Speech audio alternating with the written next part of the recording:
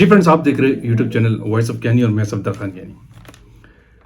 अच्छा फ्रेंड्स, जब आप एक्सपीरियंस हो जाते हैं क्यूसी में काम करते हुए, आप फार्मास्यूटिकल इंडस्ट्रीज में 2 साल 4 साल बाद एचपीएलसी चला रहे हैं, एचपीएलसी की ट्रबल शूटिंग देख रहे हैं, एचपीएलसी पे जो क्यूसी के प्रॉब्लम्स आप देख रहे हैं, तो वो उस एक्सपीरियंस लेवल पे जब आप इंटरव्यू देते हैं तो आपसे क्वेश्चन आंसर किस तरह के सामने आते हैं। तो आज इस वीडियो का फोकस ये इंटरव्यू के वो क्वेश्चन आंसर डिस्कस करूंगा एक्सपेक्टेडली जो आपसे पूछे जाते हैं जब आपका एक्सपीरियंस हो जाता है खास लेवल के बाद, और फिर अगर आप इंटरव्यू देते हैं तो किस तरह के सवाल आपके सामने आते हैं। तो वीडियो आपने पूरी एंड तक देखनी।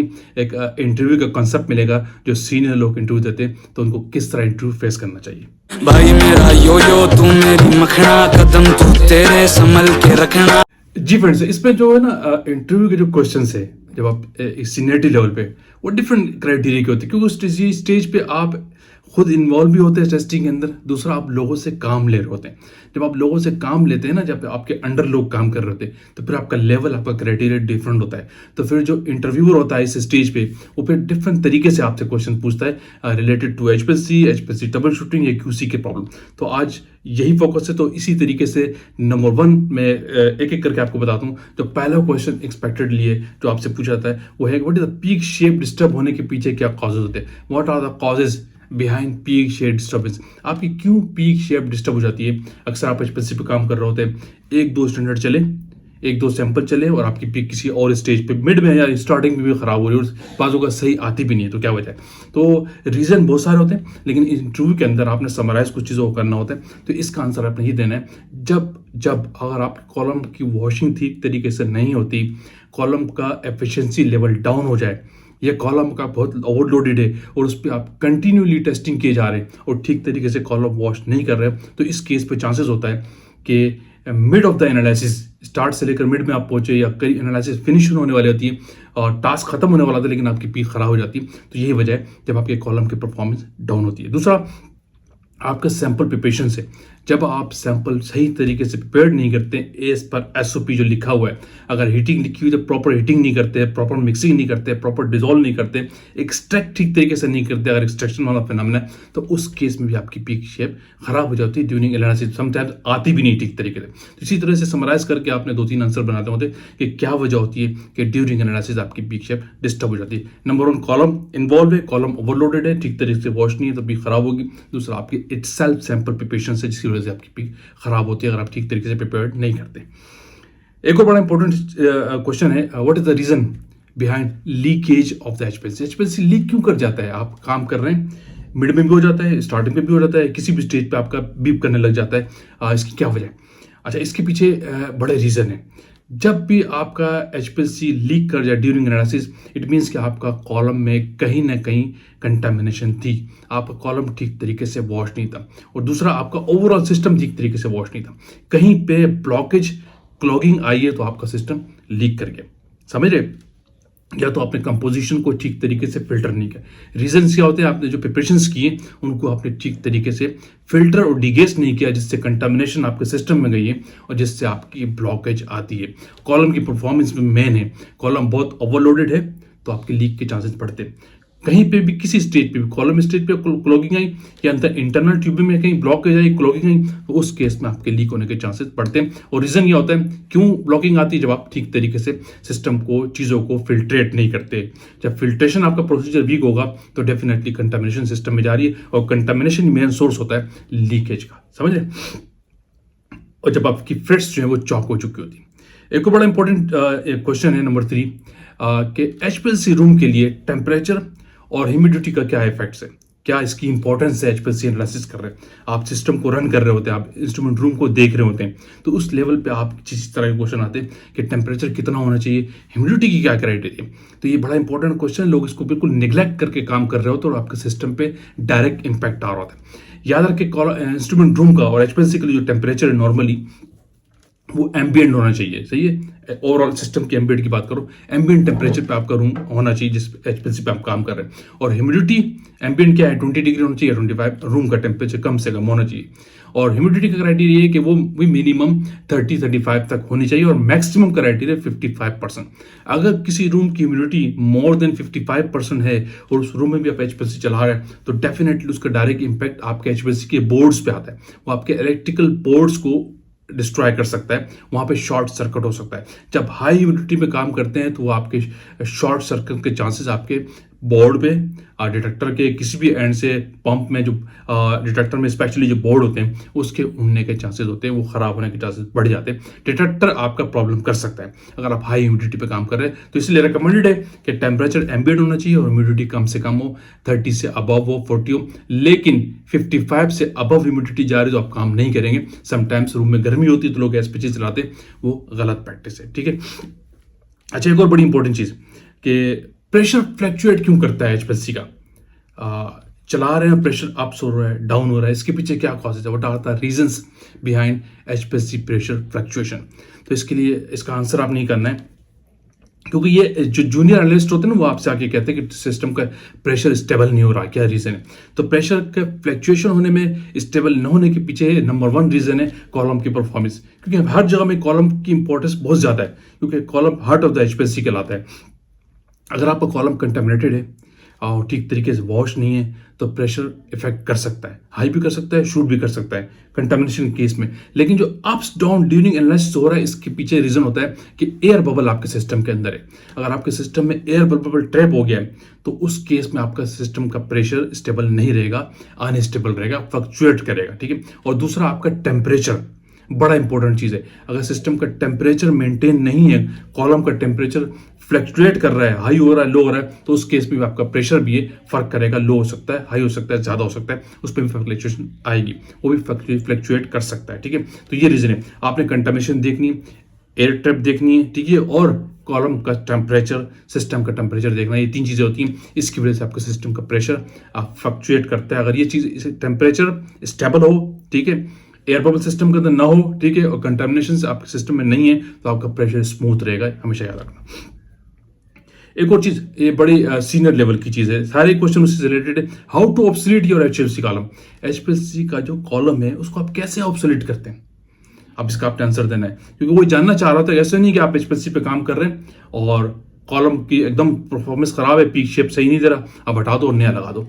तो वो जो चीज आपने सही खराब हो रही है वो डेफिनेटली ऑडिट ट्रेल में तो आ रही है, तो इसका ऑडिट में बड़ा गलत इंपैक्ट पड़ता है। तो आपके पास क्या क्राइटेरिया है, कॉलम को कैसे ऑब्सोलीट करते हैं। तो इसके लिए बेस्ट प्रैक्टिस ये है कि आप उसको आंसर ये करेंगे कि हमने एक एसओपी बनाई हुई है जिसमें हमने डिफाइन किया हुआ है कि किसी भी एचपीएलसी कॉलम को हम ऑब्सोलीट करते हैं on the basis of theoretical plates. हमने अपने पास इंटरनल हमारा डिफाइन किया हुआ है, जब कॉलम की थ्योरेटिकल प्लेट्स इनिशियल का हाफ रह जाती है हम अपने कॉलम को ऑब्सोलीट कर देते हैं, या इनिशियल का 25% रह जाती है हम अपने कॉलम को ऑब्सोलीट कर देते हैं, चाहे वो परफॉर्मेंस ठीक दे रहा हो या नहीं दे रहा हो, क्योंकि इससे हमारा ऑडिट ट्रेल सेफ रहता है और हमारी परफॉर्मेंस सेफ रहती है, हमारी एनालिसिस सेफ रहती है, ठीक है। तो ये एक क्राइटेरिया रिटन डॉक्यूमेंट आपके पास होता है हर कंपनी के अंदर। हमारे पास ये क्राइटेरिया जिसकी बेस पर हम कॉलम को ऑब्सोलीट करते हैं on the basis of SOP, जिसमें डिफाइन है on the basis of theoretical plates, ठीक है। एक और चीज बड़ी इंपॉर्टेंट है, how to clean HPLC column. Question basic है लेकिन ये इसलिए जानना चाह रहा होता है, देखा जाता है कि ये कॉलम की केयर किस तरीके से करते हैं, क्योंकि हार्ट ऑफ द एचपीएलसी है। जो सीनियर लोग होते हैं ना और जूनियर लोग होते हैं, कॉलम में लोग अक्सर डंडियां मारते हैं, ठीक तरीके से वॉश नहीं करते। तो इसका आपने प्रोसीजर बता देना थोड़ा सा, ये कॉलम की प्रोसीजर या कॉलम की क्लीनिंग का एक प्रॉपर प्रोसीजर हमारे एसओपी में डिफाइन है, और ये डिपेंड करता है एनालिसिस पे कि आपने जब एनालिसिस पे कॉलम को वॉश करने जा रहे हैं तो ये देखना होता है कि आपने उस पर एनालिसिस कौन सी चलाई है, ठीक है। अगर आपने कोई ऐसा ऑर्गेनिक सॉल्वेंट चलाया तो हम कॉलम की वॉशिंग जस्ट एक ऑर्गेनिक सॉल्वेंट से वॉश करेंगे। अगर आपने एचपीएलसी पे कोई बफर्ड मोबाइल फेस चलाया तो हम कॉलम के एचपीएलसी का वॉशिंग का क्राइटेरिया डिफरेंट है।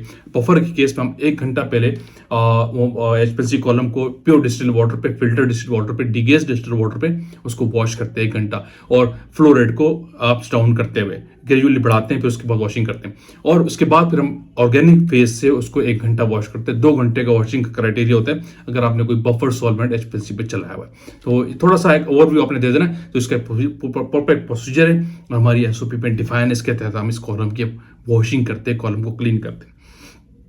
अच्छा, एक और कॉलम से रिलेटेड क्वेश्चन है, how to use new column. आप एक न्यू कॉलम इशू किया, आप उसको कैसे यूज करेंगे। अगर आपको बॉस ने कहा है कि नया कॉलम इशू करवा ले तो उसको एचपीएलसी पे कैसे लेके जाएंगे, कैसे उसके ऊपर सॉल्वेंट चला दें।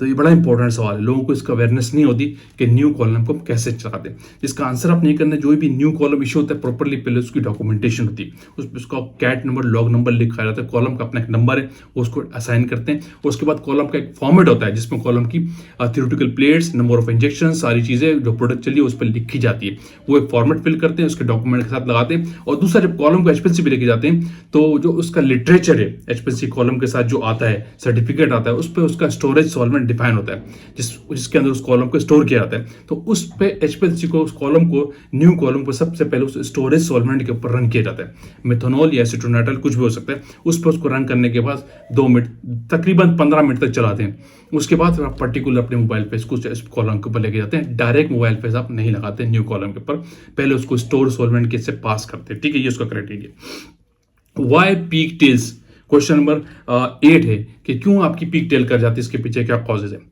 नंबर ऑफ कॉजेज का आंसर आपने देना है इसके पीछे बेतहाशा, क्योंकि ये वो कॉमन प्रॉब्लम है। एचपीएलसी के प्रॉब्लम में बहुत सारे ट्रबल शूटिंग में बहुत सारे प्रॉब्लम्स होते हैं, लेकिन ये वो प्रॉब्लम है जो अक्सर कॉलम की पीक टेल कर रही होती है। इसका आंसर आप नहीं करना है, जब आपकी कॉलम की पीक टेल कर रही हो तो उसके पीछे पहला रीजन तो है कॉलम की परफॉर्मेंस।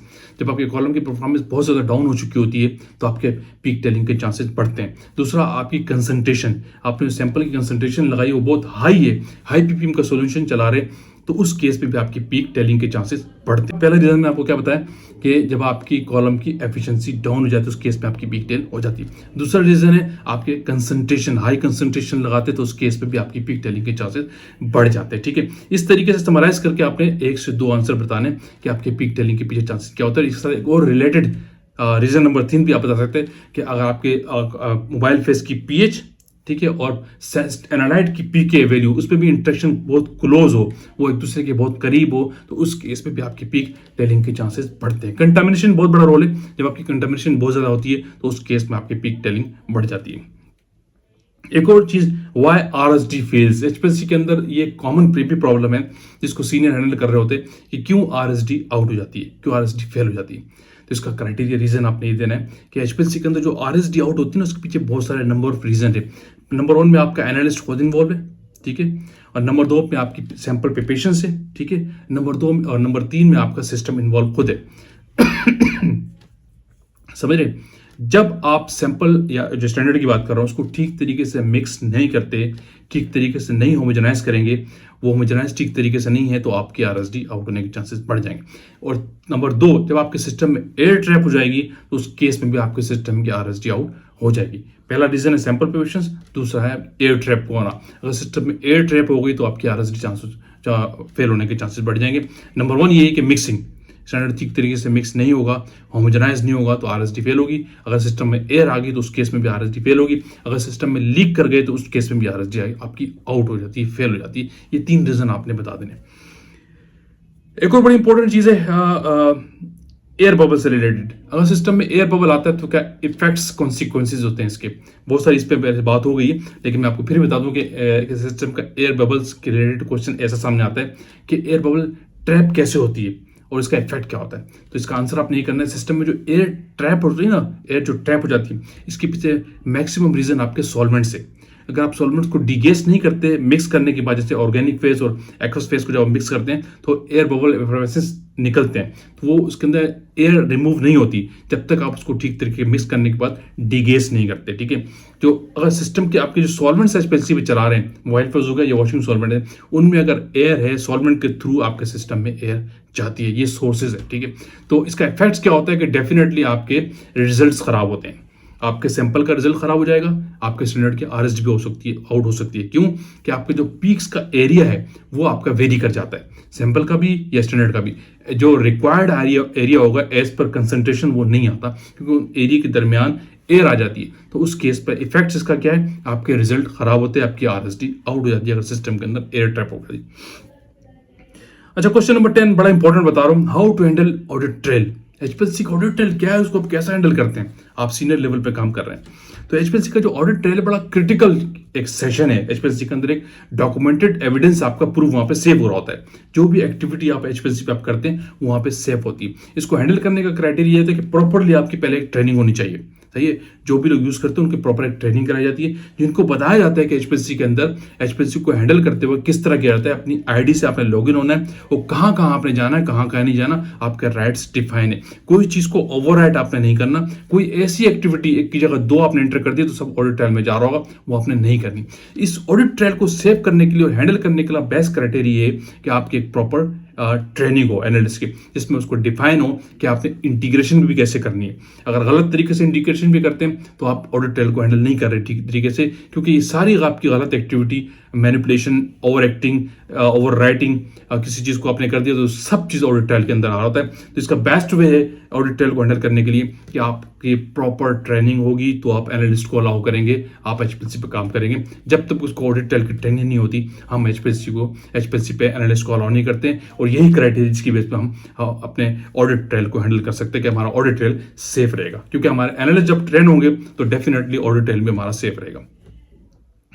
तो ये वो इंपॉर्टेंट क्वेश्चन मैंने 10 से 11 निकाले थे कि जो लोग सीनियर लेवल पे काम कर रहे होते हैं तो कैसे सवाल सामने आते इससे भी और भी डिफरेंट हो सकते हैं, क्योंकि जो इंटरव्यूअर है उसके माइंड में कुछ भी हो सकता है। लेकिन ये एक्सपेक्टेडली ऐसे क्वेश्चन होते हैं जो अब आप सीनियर होकर जब एचपीएससी की ट्रबल शूटिंग देख रहे होते हैं तो ऐसे क्वेश्चन उनके सामने आते हैं रिलेटेड टू एचपीएससी खासकर और ट्रबल शूटिंग के सीनियरिटी को कैसे इसके आंसर करना। आई होप कि आज इस वीडियो से आपको एक काफ़ी ओवरव्यू और कंसेप्ट मिला होगा कि सीनियर एक्सपीरियंस लेवल पर अगर इंटरव्यू देना है तो एचपीएससी के प्रॉब्लम्स को, एचपीएससी की ट्रबल शूटिंग को कैसे फेस करते हैं और कैसे क्वेश्चन सामने आते हैं।